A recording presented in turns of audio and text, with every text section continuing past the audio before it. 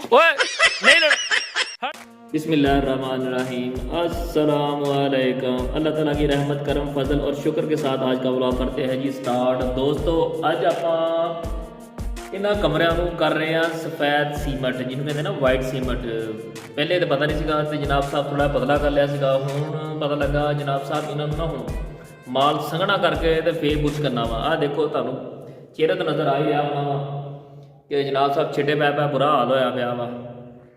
ਤੇ ਇਹ ਸਭ ਤੋਂ ਵੱਡਾ ਕਮਰਾ ਜਿਹੜਾ ਮੇਰੇ ਕੋਲ ਆ, ਜਿਹੜਾ ਮੈਂ ਕਰਨਾ ਵਾ। ਇਹਦੇ ਨਾਲ ਦਾ ਇੱਕ ਕਮਰਾ ਹੋਰ ਆ, ਇਹ ਦੋ ਮੈਂ ਕਰਨੇ ਤੇ ਦੋ ਛੋਟੇ ਨੇ ਕਰਨੇ ਆ। ਬਾਕੀ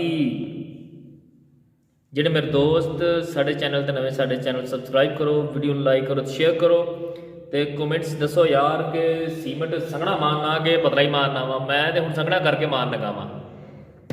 ਬਾਕੀ ਦੱਸਿਓ ਕਿ ਫਿਰ ਤੁਹਾਨੂੰ ਦਿਖਾਉਂਦੇ ਐਂਡ ਇਨਸ਼ਾਅੱਲਾ ਤਾਲਾ। अल्लाह खैर करे।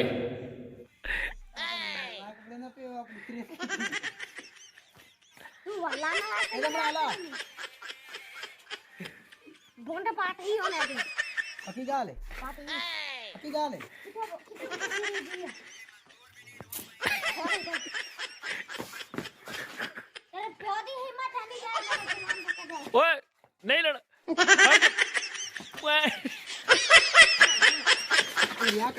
ਦੋਸਤੋ ਆਹ ਤੁਹਾਡਾ ਵੀਰ ਜ਼ੈਨ, ਜਿਵੇਂ ਕਿ ਤੁਸੀਂ ਜਾਣਦੇ ਹੋ ਪੰਜਾਬੀ ਵੇਲਾ ਮੁੰਡਾ ਧਾਰ ਕੱਢਦਾ ਬੈਠਾ। ਅੱਜ ਜੀ ਮਿੱਤਰੋ, ਅੱਜ ਆਪਾਂ ਨਹਾ ਨੂੰ ਲਿਆ ਵਾ, ਰੰਗ ਤੋਂ ਉਹ ਨਹਾਈ ਸੀਮਟ ਤੋਂ ਹੋ ਗਏ ਆ ਵਿਹਲੇ ਤੇ ਬਹੁਤ ਜ਼ਲੀਲ ਕੀਤਾ। ਘਰ 'ਚ ਜਿਹੜਾ ਬੰਦਾ ਵਿਹਲਾ ਨਾ ਉਹ ਸਮਝ ਲਓ ਜ਼ਲੀਲ ਹੁੰਦਾ ਵਾ, ਉਹਨੂੰ ਕੰਮ ਵੀ ਕੋਈ ਨਹੀਂ ਹੁੰਦਾ। ਕਹਿੰਦੇ ਤੈਨੂੰ ਕੰਮ ਕੀ, ਤੂੰ ਤਾਂ ਹੈਗਾ ਵਿਹਲਾ। ਤੇ ਇਸ ਕਰਕੇ ਆਪਾਂ ਹੈਗੇ ਸੀ ਅੱਜ ਵਿਹਲੇ, ਪਰ ਸਾਰੀ ਜਿਹੜੀ ਸਾਈਆਂ ਨੇ ਵਰਤਿਆ ਹੀ ਆ। ਕਹਿੰਦੇ ਮਾਰ ਸੀਮਟ, ਤੇ ਸਵੇਰ ਨੂੰ ਇਨਸ਼ਾਅੱਲਾ ਤੁਹਾਨੂੰ ਦਿਖਾਵਾਂਗੇ ਕਿੰਨਾ ਕੁ ਸੀਮਟ ਵੱਜ ਗਿਆ ਵਾਈਟ। ਤੇ ਬਾਕੀ ਮਾਸ਼ਾਅੱਲਾ ਥੱਕ ਬਹੁਤ ਹੋ ਗਿਆ ਵਾ। ਆਏ ਮੈਂ ਸਦਕੇ ਜਾਵਾਂ, ਆਏ ਨਹੀਂ ਮੈਂ ਮਾਰੀ ਜਾਵਾਂ। ਚਲੋ ਠੀਕ ਆ ਦੋਸਤੋ, ਮਿਲਦੇ ਆਪਾਂ ਅਗਲੀ ਵੀਡੀਓ 'ਚ। ਓਕੇ, अस्सलाम वालेकुम, अल्लाह हाफिज़।